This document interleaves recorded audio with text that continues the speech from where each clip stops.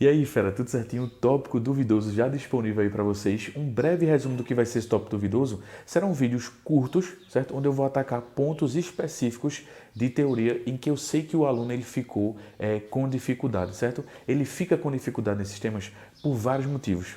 Esse tema em específico que a gente vai ver hoje, sistema isolado, sistema não isolado, a conservação de movimento, como acontece neles, é um tema que gera muita dúvida. Por quê? Porque a gente sempre quer conservar a quantidade de movimento, porque em 99,9% das questões o sistema é conservado sim, certo? O sistema ele é conservado por ser um sistema do tipo isolado. Aí quando o sistema é não isolado, o aluno ele se perde totalmente, porque ele não está acostumado com esse tipo de questão, esse tipo de linguagem. Então eu quero facilitar e mostrar para vocês o que é que está acontecendo com cada tipo de sistema, certo? Vamos lá. O intuito é ser curto e ser breve para ajudar vocês de forma rápida, certo? Para a gente não perder muito tempo, que o tempo hoje em dia, principalmente do estudante, é um tempo que vale ouro, né? Então, cara, o que são sistemas isolados de fato? Sistemas isolados são aqueles sistemas em que a gente considera que não existem forças externas atuando no sistema, certo? Ponto final. Ah, professor, mas, cara, sistema isolado é aquele sistema em que tudo o que acontece nele é provocado por ele mesmo, certo? Nada é provocado por um fator externo. Por exemplo, coloquei 4 exemplos aí para vocês e eu vou dizer uma exceção desse tipo de coisa aí que muitos alunos se perdem ao pensar errado. E eu vou te mostrar, certo? Vamos lá. Primeiro, nesse primeiro sistema aqui, vê se tu percebe, fera. O carro A ele colide com o carro B. Não tem nenhuma força externa atuando neles. Então, carro A e carro B, eles colidem. Então, a força que atua no sistema é uma força provocada pelo próprio sistema. Porque o sistema do exemplo 1 é o carro A e o carro B. São os dois carros que fazem o sistema completo. Então, o sistema carro A e carro B é um sistema isolado do meio externo. Não tem nenhuma força empurrando B, não tem nenhuma força empurrando A, não tem nenhuma força freando B, não tem nenhuma força freando A. Aí um aluno mais atento ele vai dizer, mas professor, tem um atrito desses carros com o solo, porque eles estão andando, certo? Mas o atrito é provocado por eles mesmos, porque eles tentam jogar o chão para trás e o chão, em resposta, joga ele para frente. Então, o atrito é provocado por eles mesmos. Então, o atrito é uma força que eu posso até considerar uma força interna ao sistema, mas também é uma força que não vai mexer neles, não é uma força que não vai mudar o movimento deles, certo? Porque o movimento deles é provocado pela colisão, certo? Então, ele é um sistema isolado porque não tem nenhuma força explicitamente externa atuando neles. Não tem nenhuma força acelerando A ou B, não tem nenhuma força freando A ou B. O peso de A e o peso de B se anulam com a normal. Então, o peso ele pode ser considerado uma força externa porque é provocada pela Terra, certo? Mas ela é cancelada pela própria força normal dentro dos carrinhos, certo? Então, o peso e a normal se cancelam, então não tem força externa. O atrito é um atrito do tipo estático, só faz a roda girar, mas não faz nenhuma alteração no movimento dos corpos. Então, quer dizer que isso aqui é um sistema isolado, ok? Sistema isolado. Professor, como é que esse sistema ficaria não isolado?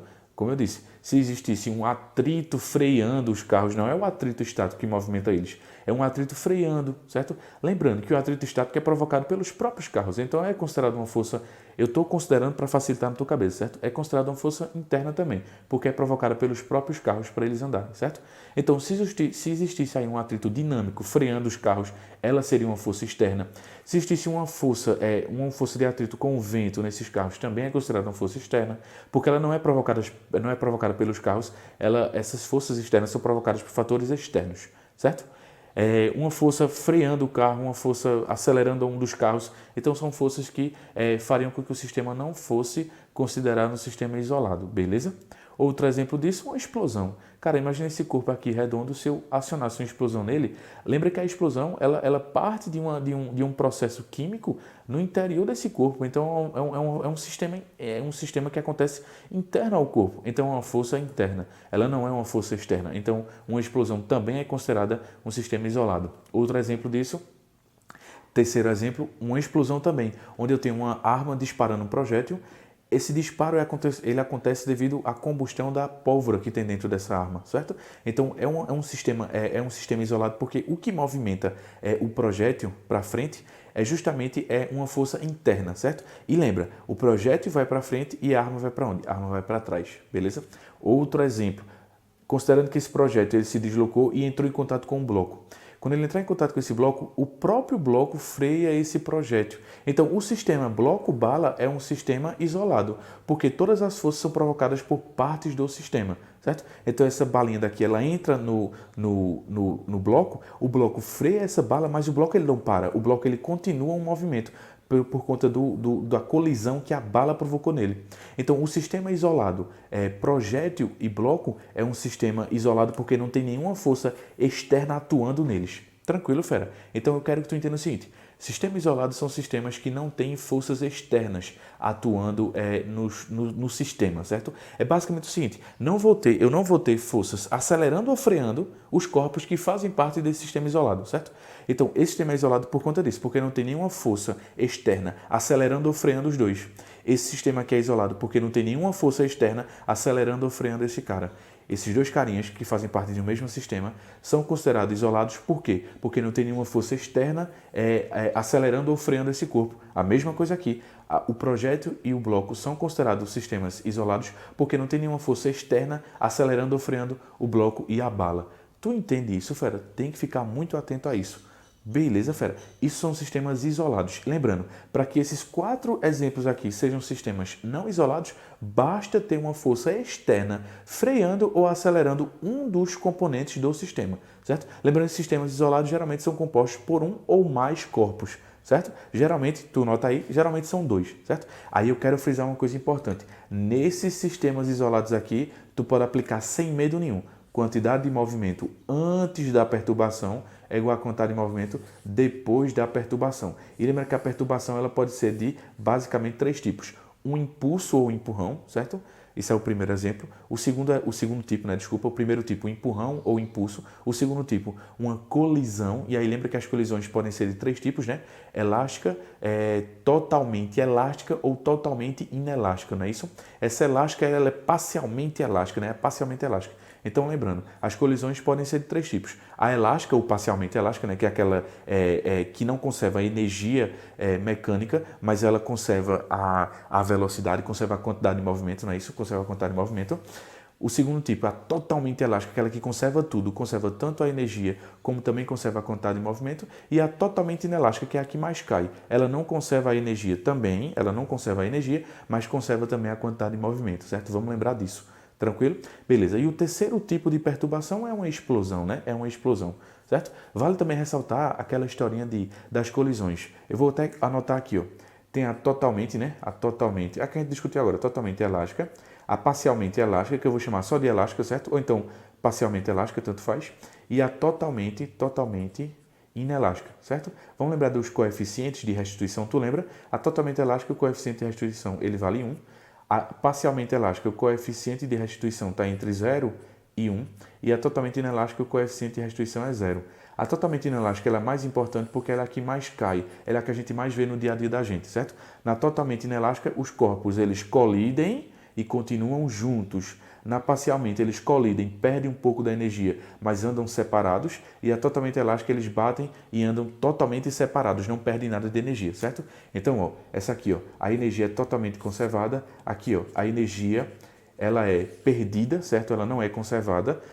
Não tanto, mas ela não é conservada. E aqui a energia, ela perde-se muito da energia, mas não perde-se toda, certo? Mas perde-se muito da energia, certo? Tranquilo, fera? Beleza, finalizamos aqui essa primeira etapazinha. Aí eu quero fazer alguns exercícios contigo, certo? Quero fazer alguns exercícios, 2 questõezinhas básicas. E aí depois a gente volta para essa tela de novo e a gente vai fazer, vai lembrar e vai estudar aprofundado, né? Rápido, mais aprofundado, sistemas não isolados. Tranquilo? Vamos embora. Fera, primeira questão que eu quero resolver, pós essa revisão aí, né, de sistemas isolados, eu quero resolver uma questão que é considerada difícil, certo? Ela é difícil, tranquilo? Para o Enem ela não seria tão importante. Porém, se ele quiser cobrar algo mais elaborado no Enem, então isso aí seria uma questão que seria razoável, certo? Mas eu acho improvável ela estar no Enem. Mas é bom a gente resolver só para a gente fixar isso que a gente acabou de ver, certo?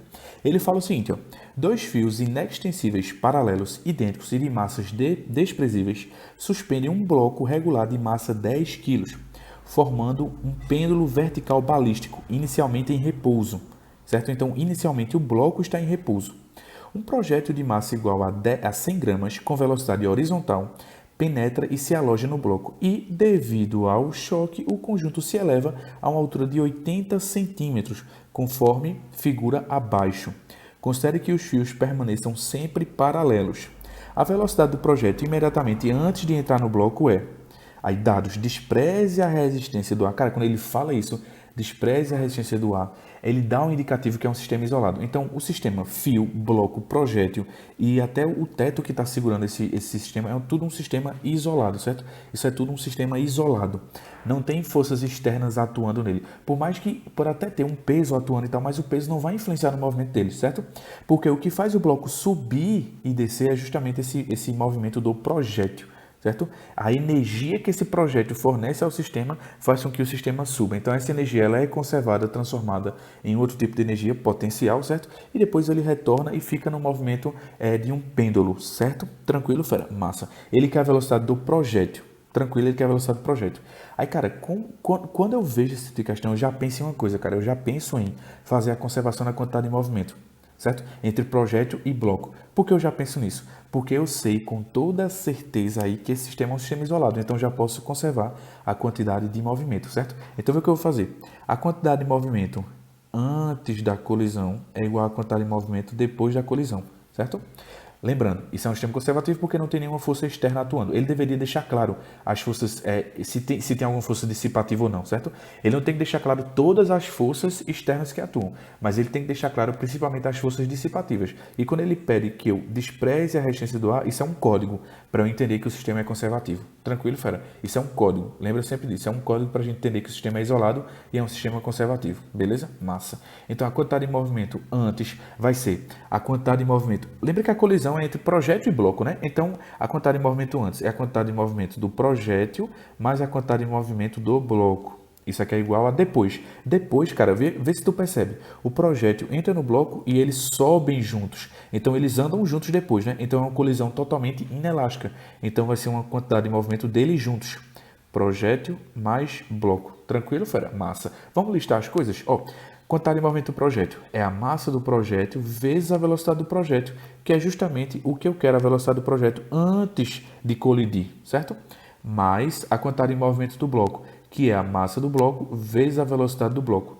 Tudo isso aqui é igual a depois. Depois eles andam juntos, então é a massa do projétil mais a massa do bloco. Tudo isso aí vezes a velocidade deles juntos depois da colisão, que eu vou colocar PB, certo? PB, projétil e bloco juntos. Tranquilo? Cara, antes da colisão, o bloco está em repouso, certo? O bloco está em repouso. Se o bloco está em repouso, a velocidade dele é zero. Logo, a quantidade de movimento dele também vai ser zero. Então, esse termo aí some, certo? A massa do projétil é 100 gramas, passando para quilos, divide por 1000, vai dar 0,1, certo? A velocidade do projétil é o que eu tanto quero. Tudo isso aqui é igual a depois a massa do projétil mais a massa do bloco. A massa do projétil vale quanto? Ela vale 0,1 e a massa do bloco vale 10 quilos. Tudo isso vezes a velocidade do projétil bloco. Pronto. Cara, para que eu ache a velocidade do projétil depois, eu tenho que ter a velocidade dos dois juntos após a colisão, que eu não tenho. Aí o cara fala, eita, professor, agora não tem como resolver a questão, lascou para mim, não sei o quê. Calma. Vamos entender o seguinte. Vamos dizer que o projétil entrou no bloco já. Ele entrou no bloco, certo? Ele está aqui, já dentro do bloco. Olha para cá, fera. Ele está dentro do bloco.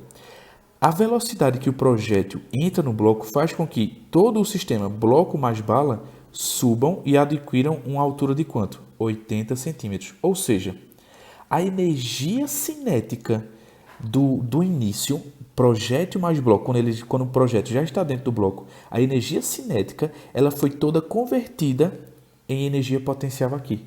Ou seja, estão fazendo com que essa energia que o projétil mais bloco adquiriram, faz com que todo o sistema suba e atinja uma altura de 80 centímetros. Então percebe, fera, a energia cinética aqui foi convertida em energia potencial aqui, para fazendo com que eles atinjam esses 80 centímetros, certo? Então veja o que eu vou escrever, fera. A energia cinética do projétil mais bloco, ela foi convertida totalmente em energia potencial para eles atingirem essa altura de 80 centímetros. Por que foi totalmente convertida em energia potencial? Porque quando eles chegam nessa altura, eles param e eles voltam a cair, certo? Eles param aqui, depois eles voltam a cair, certo? Então, o que é que aconteceu? Aconteceu o fato de a energia mecânica do projétil mais bloco no início foi igual à energia mecânica do projétil mais bloco do final. Aí vê o que eu vou escrever, para a gente poder chegar nessa fórmula correta, né? A energia mecânica do início é igual à energia mecânica no final, certo? A energia mecânica do início seria a energia potencial mais a energia cinética do início vai ser igual à energia potencial mais a energia cinética do fim, certo? Só que no início, fera, olha para cá para a figura, no início eles estão nessa referência de altura, que eu vou considerar como sendo a altura zero, certo? Então eles não têm energia potencial. Tranquilo? Mas eles têm velocidade, porque quando o projétil entra no bloco, eles adquirem uma certa velocidade, certo? Que é justamente a velocidade que eles adquirem após a colisão, certo? Após a colisão. Então, essa velocidade faz com que eles subam e atinjam a altura de 80 centímetros. Aí, quando eles atingem a altura de 80 centímetros, eles param e aí eles voltam a cair, certo? Ou seja, depois da colisão, a energia cinética é zero. Depois da colisão, desculpa. Depois que eles atingem a altura máxima, a energia cinética é zero, certo? E aí eles param de subir e voltam a descer. Ou seja, a gente chega nessa relação aqui, que a energia cinética é igual à energia potencial. É justamente o que eu escrevi aqui, ó. A energia cinética é igual à energia potencial. Eu fiz isso para tu entender, fera, como eu cheguei lá, beleza? Tranquilo. Ó, eu vou traçar uma reta aqui para a gente não atrapalhar e vou fazer esse cálculozinho aqui. Vê o que eu vou escrever. A energia cinética é igual à energia potencial. Beleza. A energia cinética, ela é quem? Ela é mv ao quadrado sobre 2. E a energia potencial é mgh, certo? A massa do início é projétil mais bloco, porque eles estão juntos, o projétil dentro do bloco, certo? A massa deles lá em cima é a mesma, porque o projétil está dentro do bloco, tranquilo? Então eu posso cortar massa com massa, certo? Logo, a velocidade deles, certo? Que é o que eu quero, ao quadrado é igual a 2gh. A velocidade deles é igual a raiz de 2gh. A velocidade dele é igual a raiz de 2 vezes g vezes h. O h, que foi a altura que eles atingiram, é de 80 centímetros. Eu tenho que usar em metros, 0,8, beleza? Logo v vai ser igual. Quando eu multiplicar tudo isso, vai dar 16, certo? A raiz de 16, 4 metros por segundo. Ou seja, fera, perceba. Essa aqui é a velocidade no início da conservação da energia, que é justamente a velocidade que eles adquirem quando o projétil entra no bloco. Ou seja, é a velocidade após a colisão. Tu concorda comigo? É a velocidade após a colisão, porque é a velocidade do projétil já dentro do bloco. Aí eu venho para cá, ó, essa velocidade aqui, eu acabei de descobrir, vale 4, certo? 10 mais 0,1 vai dar 10,1, certo?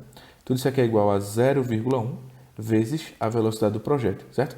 Eu vou cortar essa vírgula com essa vírgula daqui, eu vou ficar com a velocidade do projétil igual a 101 vezes 4. Logo, a velocidade do projétil vai ser exatamente quanto? 404 metros por segundo. Tranquilo, fera. A alternativa letra E. É uma questão difícil, mas é uma questão que é importante a gente fazer para frisar aquilo que foi visto nessa primeira etapa. Tranquilo, fera. Vamos embora agora para a próxima questão. Fera, próxima questão, para a gente comprovar o sistema conservativo. É uma questão que é relativamente fácil, mas eu quero fazer para discutir uma coisinha importante com vocês. Vamos lá.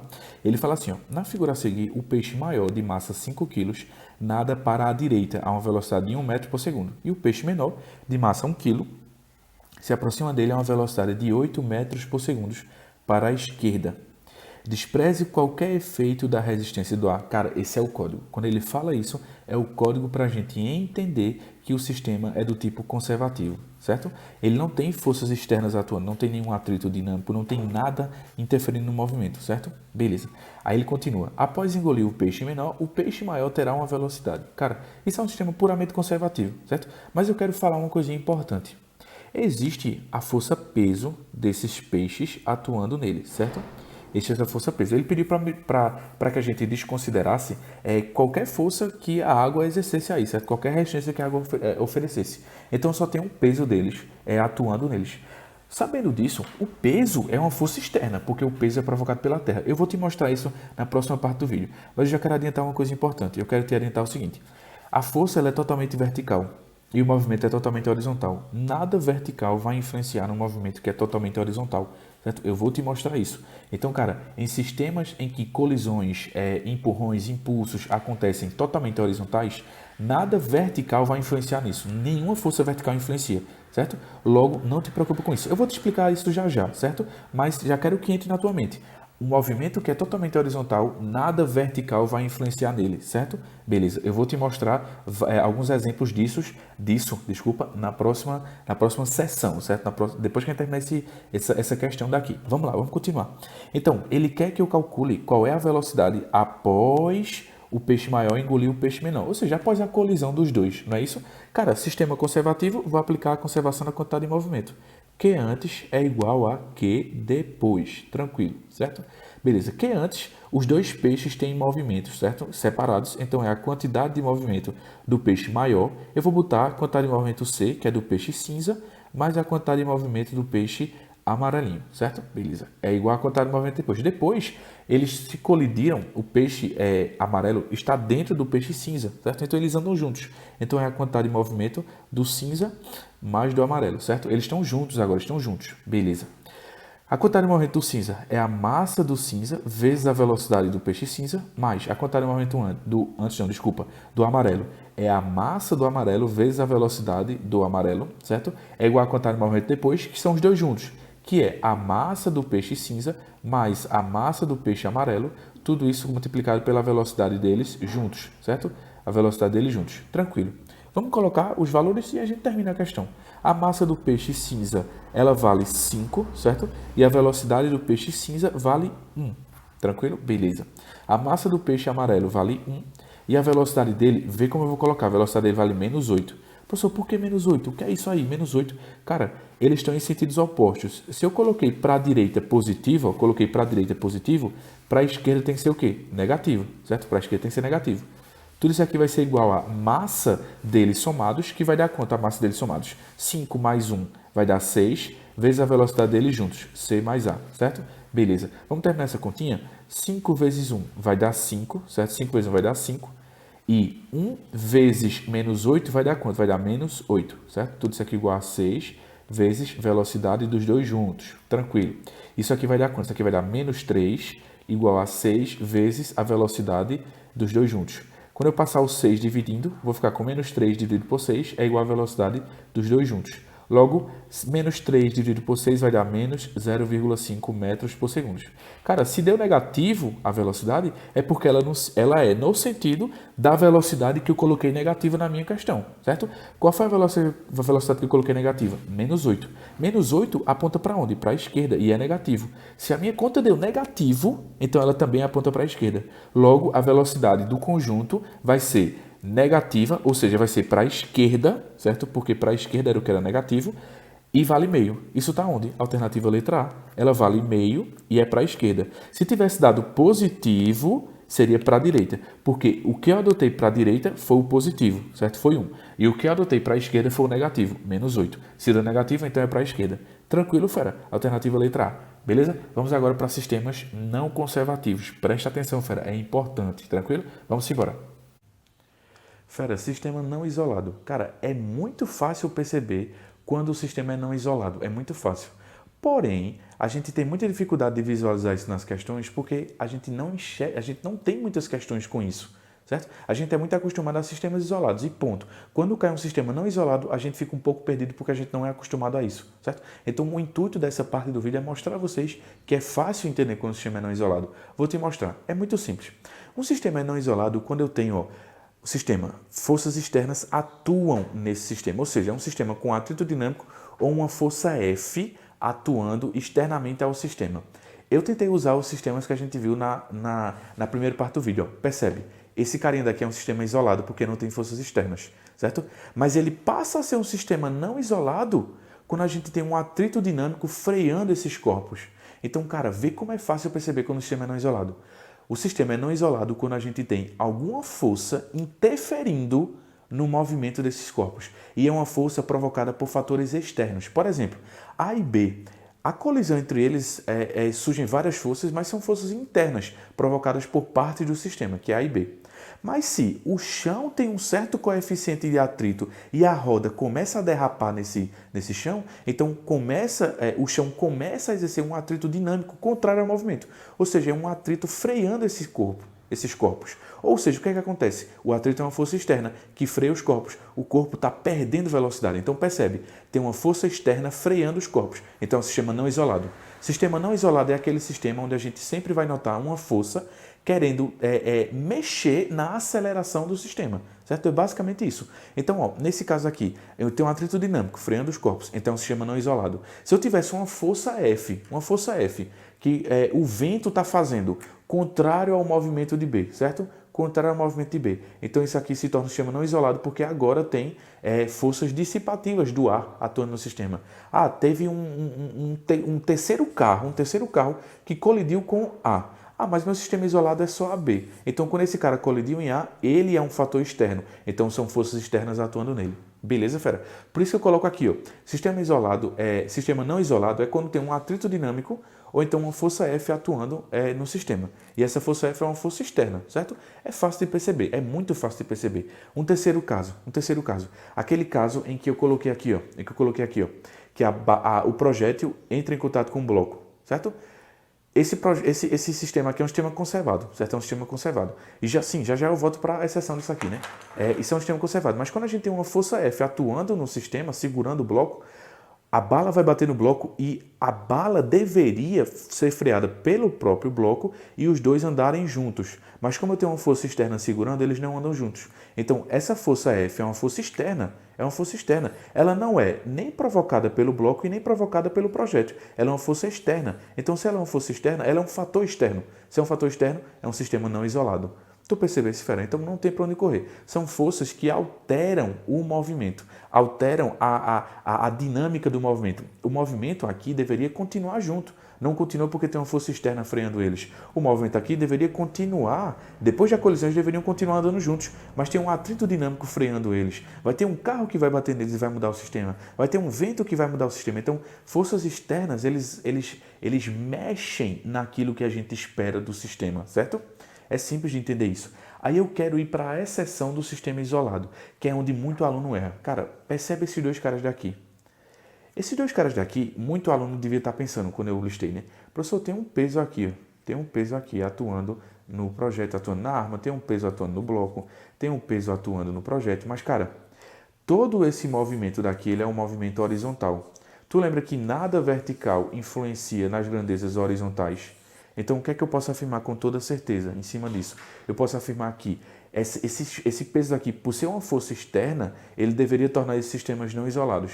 Mas como o sistema é totalmente horizontal, nada vertical vai influenciar nele. Tranquilo? Eu quero que fique isso na tua cabeça, certo? Continuam sendo sistemas isolados, mas é porque esses pesos daqui não vão influenciar nos movimentos que estão acontecendo na horizontal. Eu sempre falo muito isso em sala. Tudo que é totalmente horizontal não vai ser influenciado por aquilo que é totalmente vertical, certo? Não vai ser influenciado. Então, esse projeto, essa arma não vai ser... eles não vão ser menos acelerados ou mais acelerados por conta desse peso aqui. Porque esse peso é uma força externa, mas ele é vertical e o movimento é horizontal. Não vai influenciar em nada. Tranquilo? Diferentemente, olha para cá, vê a diferença. Esse atrito aqui, ele é horizontal, juntamente do movimento que também é horizontal. Então, ele vai influenciar. Então, isso aqui é um sistema não isolado. Aqui, ó, aqui. Continua tendo o peso da balinha e continua tendo o peso do bloco. Mas eles não vão influenciar porque são partes verticais de um sistema que é horizontal. Mas essa força é horizontal, então ela vai influenciar naquilo que é horizontal. Tranquilo, fera? Aí eu quero entrar justamente nesse ponto na terceira situação. Na terceira situação, imagina que eu soltei duas bolinhas. Uma eu joguei e a outra eu soltei. A preta eu joguei e a azul eu soltei. A preta vai colidir com a azul. Certo? Aí se tu fosse entender esse sistema daqui, tu ia dizer, cara, é uma colisão, não tem nenhuma força externa atuando, então o sistema é conservativo. Não. Por que não? Porque agora, cara, tem o peso deles, como tinha anteriormente, mas o peso não influenciava em nenhum desses aqui, porque é tudo o quê? É tudo horizontal e o peso é vertical. Mas olha essa colisão que vai acontecer verticalmente. Quando essa colisão acontece verticalmente, esses pesos daqui eles vão influenciar. Então o peso é uma força externa provocada pela Terra. O peso não é provocado pelo corpinho, o peso é provocado pela atração que a Terra provoca neles. Então, nesse sistema, ele seria um sistema não isolado, porque o peso é vertical, o movimento é vertical, então o peso iria alterar os dois. O peso iria acelerar os dois. Então, percebe o que eu digo sempre. Um sistema não isolado é um sistema em que alguma força externa vai acelerar ou frear o corpo, certo? Enquanto que sistemas isolados são sistemas em que não tem força externa acelerando ou freando o corpo, certo? Aí eu só peço que tu preste atenção na força-peso, certo? Porque a força-peso ela pode provocar que um sistema não fique isolado, que seria nesse caso daqui, certo? Quando um sistema acontece verticalmente, ele provavelmente não é isolado. Por que ele não é isolado? Porque o peso é provocado pela terra, certo? E o peso vai alterar a aceleração desses dois caras. O peso vai oferecer uma gravidade para esses dois caras. Ficou claro isso, fera? Então, o sistema isolado é aquele sistema que não tem forças externas atuando, certo? A gente pode até dizer assim, não tem forças dissipativas atuando no sistema. Enquanto que um sistema não isolado é aquele sistema que tem forças externas atuando no sistema, assim, que geralmente são forças dissipativas ou então uma força que vai ser provocada por um cara externo que vai segurar o corpo ou vai empurrar o corpo, certo? Se tivesse uma força empurrando B aqui, uma força F empurrando B aqui, além do projeto entrando em contato com ele, seria um sistema não isolado, porque essa força F é provocada por um fator externo, certo? A força que o projétil faz no bloco é uma força interna, certo? Mas essa força aqui é externa porque é uma força provocada por um fator externo, essa força é externa porque é provocada por um fator externo, certo? Então deixa eu dar uma dica para tu. Sistemas isolados é aquele sistema que não tem forças externas atuando nele, certo? São 99% das questões. O intuito desse vídeo era te mostrar quando o sistema vai ser não isolado. Quando o sistema é não isolado é porque tem alguma força externa atuando nele, certo? Ou como essa força F, ou como um atrito, certo? Ou então até como um atrito do vento, ou então até como uma terceira colisão que não faz parte do sistema inicial, certo? Ou então o peso em colisões verticais, certo? Em colisões verticais. Tranquilo? Uma dica. O sistema ele sempre vai ser isolado quando a questão fala assim: desconsidere forças dissipativas, pois o sistema é isolado. Aí tu já sabe que o sistema é isolado, certo? Ou então, desconsidere forças dissipativas. Quando ele fala isso, é um indicativo de que o sistema, em 99% dos casos, é um sistema isolado, certo? Desconsiderou forças dissipativas, é um sistema isolado, certo? Na maioria dos casos, certo? Porque ele ainda pode desconsiderar as forças dissipativas, mas tem um peso, tem uma força F, então fica atento, certo? Fica atento. Aí para finalizar o vídeo, eu só quero que tu fique atento ao seguinte: o sistema ele vai ser isolado quando eu não tenho forças externas atuando e quando eu não tenho um atrito, certo? 99% das questões são isso. E aí tu pode aplicar a conservação da quantidade de movimento, certo? E o sistema é do tipo não isolado quando eu tenho ou forças dissipativas atuando no sistema ou eu tenho forças externas atuando no sistema, certo? E infelizmente ele não vai deixar claro que são forças externas. Tu é que vai ter que identificar, certo? Aí essa força externa aqui é fácil de identificar, essa também é fácil de identificar, essa também é fácil de identificar, certo? Porque são forças externas claras.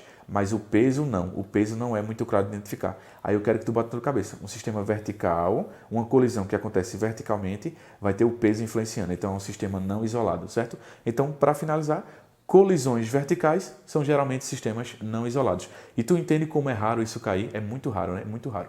Então, cara, eu quero fazer uma questão de sistema não isolado, que é em cima disso aqui, que das pouquíssimas que caem, o que eu vi cair no vestibular foi essa daqui, ó. Essa daqui e essa daqui. Esse tipo de sistema aqui, ele cai muito teórico. Então, eu quero que tu aprenda isso, certo? Eu quero que tu aprenda isso. Tranquilo, fera? E, cara, para finalizar, o intuito do sistema ser não isolado é porque a gente não pode aplicar a conservação da quantidade de movimento nele, certo? Então, toda essa explicação para tu entender que um sistema é do tipo não isolado é porque eu quero que tu fique atento que quando for solicitado em uma questão para tu que o sistema é não isolado, esqueça a conservação da quantidade de movimento. Porque em um sistema isolado, isso daqui, cara, quantidade de movimento antes igual a quantidade de movimento depois, não existe. O sistema não isolado, a quantidade de movimento ela não é conservada. E quando eu falo que ela não é conservada, ela pode aumentar ou diminuir, certo? Vai depender. Se uma força freia, então a quantidade de movimento diminui. Se uma força acelera o sistema, então a quantidade de movimento aumenta. Então, assim, sistema não isolado, ele é importante da gente perceber, porque a gente não pode aplicar a conservação da quantidade de movimento nele. Beleza, fera? Fique atento a isso. Pegou um sistema isolado, a quantidade de movimento se conserva. Você pode aplicar, como a gente viu na primeira etapa, certo? Com as questões que a gente resolveu. Na segunda etapa, quando o sistema for não isolado, fique atento, porque a quantidade de movimento não vai ser conservada e você não pode aplicar, certo? Então, o intuito desse vídeo foi te mostrar como entender que o sistema é não isolado e o sistema é isolado, certo? No sistema isolado, a gente sabe como fazer tudo bem certinho. No sistema não isolado, a quantidade de movimento não pode ser conservada. Então, isso aqui não vai ser verdade, certo? Aí, professor, então como é que eu vou responder as questões do sistema não isolado? Tu vai ver uma questão que eu vou resolver agora. Tu geralmente resolve ou por dinâmica, ou por energia, ou então por atrito, por alguma coisa do tipo, certo? Dinâmica, atrito, atrito e dinâmica, mas por alguma coisa desse tipo, certo? Por cinemática também. Agora, tu não vai resolver essa questão por conservação da quantidade de movimento, porque ela não acontece, certo? Sistema não isolado, a quantidade de movimento, ela não se conserva. Beleza, fera? Então, eu vou responder uma questão como exemplo, para justamente fortalecer isso que eu te disse, e a gente vai finalizando o vídeo. Beleza? Vamos embora. Fera, questão comprovando aquilo que a gente viu de não conservação da quantidade de movimento ou sistemas não conservativos. Certo? Eu quero que fique claro uma coisa para tu. Isso aqui raramente cai. Sistemas não conservativos raramente cai, certo? Então, eu fucei questões, tentei achar e achei essa questão aí que ela é bem interessante, certo? Mas tu vai ver que é um sistema não conservativo e ele não vai deixar claro que é um sistema não conservativo, mas a gente vai passar a entender isso, certo? 99% das questões são de sistemas conservativos. Então, aquilo que a gente aplicou nas duas primeiras questões que a gente fez na primeira parte do vídeo é importantíssimo, é o que mais cai. Isso daqui é uma exceção, certo? Mas eu quero ver, quero relembrar contigo essa exceção, certo? Vamos lá, vamos embora. Vê. Em um recente acidente de trânsito, uma caminhonete de 1,6 toneladas, primeiro, não use toneladas, não use gramas, use quilo, certo? Uma tonelada são 1.000 quilos, então são nada mais, nada menos do que 1.600 quilos. Tranquilo, beleza. Ele está a uma velocidade de 144 km por hora. Outra coisa, fera, por favor, não use em km por hora, certo? Passa para metros por segundo, sempre dividindo por 3,6. Quando tu divide por 3,6, passando para metros por segundo, vai dar exatamente 40 metros por segundo. Tranquilo. Atingiu outro veículo em uma grave colisão frontal. Aí vê a sacada, quando a gente sabe que o sistema é não conservativo. É o que ele falou. Ele conseguiu parar somente a 25 metros de distância do abarroamento, que no caso seria o abarroamento, né? Eu nunca ouvi essa palavra, abarroamento, que é uma batida, né? Depois da batida. Vê qual é a dica para a gente saber que é um sistema não conservativo. Cara, eles pararam. Se eles pararam, então o atrito com o solo freou eles. Então, existe uma força dissipativa freando eles. Se o sistema fosse conservativo, depois da colisão, eles continuariam com velocidade. Eles continuariam andando juntos, mas eles não continuaram andando juntos. Eles pararam. Então, tem força dissipativa atuando no sistema, fera. Esse é o código. Esse é o código. Cara, se o sistema fosse conservativo, eles continuariam andando após a colisão. Como o sistema é não conservativo, eles pararam. Então, não está se conservando a quantidade de movimento, não está se conservando a energia. O sistema é não conservativo. Ficou claro, fera? Ficou claro? Eles pararam, certo? Essa é a dica. Eles vão parar porque tem forças externas atuando nele. É como eu disse. A força externa ela vai alterar o estado de movimento desse corpo. Se ele estava com uma certa velocidade, uma força externa pode acelerar eles, então eles ganharem velocidade. Então é um indicativo de que o sistema é não conservativo. Ou então a força externa pode frear eles. É um indicativo também que o sistema é não conservativo, certo? Porque alguma coisa externa fez com que eles parassem. Tranquilo? Beleza. Então eles só pararam 25 metros de distância após a batida, né? Aí ele pergunta a intensidade média da força resultante que agiu sobre a caminhonete do ponto de impacto ao de paragem foi em newtons. E aí? Ele quer saber qual é o valor da força média, certo? Ele quer saber só isso, certo? Aí eu lembro o seguinte, vê o que eu lembro aqui. Eu lembro que impulso me dá essa força média. Tu lembra disso? Então vê o que eu vou escrever. Eu vou escrever aqui, ó. Impulso, ele é exatamente essa força média vezes a variação de tempo. Tu concorda comigo, fera? Então, cara, vê. Impulso é igual a força média vezes a variação de tempo. Se eu quero justamente essa força média, eu tenho que ter o tempo e eu tenho que ter o impulso. Tu concorda comigo, fera? É isso que eu tenho que ter. Beleza? Massa. Aí vê o que eu vou escrever, ó. Vê o que eu vou escrever. Impulso, ele vai ser, ó. Esse tempo daqui eu posso passar dividindo, então o impulso dividido pelo tempo é justamente a minha força média. Eu quero a força média, certo? Lembra que para calcular a força média, eu posso calcular também pela segunda lei de Newton, força resultante igual a massa vezes aceleração, posso calcular também, mas como a gente está em quantidade de movimento, eu quero mostrar a vocês fazendo por impulso, certo? Fazendo por impulso, tranquilo? Massa, então, ó. Força média, e é um código que eu quero que fique na tua cabeça também. Quando ele falar de força média, já lembra de impulso. É mais fácil, certo? Beleza. Então, ó, eu tenho isso daqui. Tranquilo? Massa. Tendo isso aqui, eu vou aplicar. Força média, ela é igual a impulso sobre a variação de tempo. Esse tempo eu não tenho, ele ou tenho. Olha aí na questão. Esse tempo eu não tenho quanto tempo ele durou, certo? Não tenho quanto tempo, então vou ter que descobrir. E o impulso eu também não tenho. Mas eu lembro pelo teorema do impulso que impulso é justamente a variação da quantidade de movimento, certo? Lembrando que a quantidade de movimento não está se conservando, porque o sistema é não conservativo, o sistema é não isolado, certo? Então, ó, força média é variação da quantidade de movimento sobre o tempo. Eu vou chegar naquela fórmula que a gente sempre aprendeu, né? Força média, ela é igual à quantidade de movimento final menos a quantidade de movimento inicial, certo? Tudo isso aqui dividido pelo tempo. É justamente aquela formulazinha final que a gente tem para calcular a força média, certo? Falando em força média, eu sempre corro para impulso. Eu prefiro. Mas se você quiser fazer por segunda lei de Newton, pode fazer também, certo? Pode fazer também, não tem bronca nenhuma. Então, ó, aplicando a fórmula que a gente já conhece desde sempre, força média vai ser igual a... Aí vamos lá, vamos listar. Força média vai ser igual.